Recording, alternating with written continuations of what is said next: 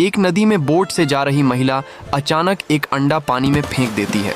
अंडा बहते बहते लहरों के साथ आगे बढ़ता है और आखिरकार एक हंस के पास जा पहुंचता है। हंस अंडे को देखकर दया करता है। वह नदी किनारे एक बड़ा सा घोंसला बनाता है और अंडे को उसमें रखकर पूरी लगन से उसका ख्याल रखने लगता है। दिन बीतते हैं, महीने गुजरते हैं और देखते देखते 1 साल निकल जाता है। एक दिन अंडा फूटता है और उसमें से एक चमकता हुआ फीनिक्स पक्षी का बच्चा बाहर निकलता है। हंस उसे अपने बच्चों की तरह पालने लगता है, लेकिन एक दिन फीनिक्स से गलती हो जाती है। उसके कारण हंस के घर में आग लग जाती है। देखते ही देखते घोंसला और आसपास सब कुछ जलकर राख हो जाता है। राख के बीच खड़ा हंस अपने उजड़े घर को देखता है और चुपचाप रोने लगता है। फिर लाइक सब्सक्राइब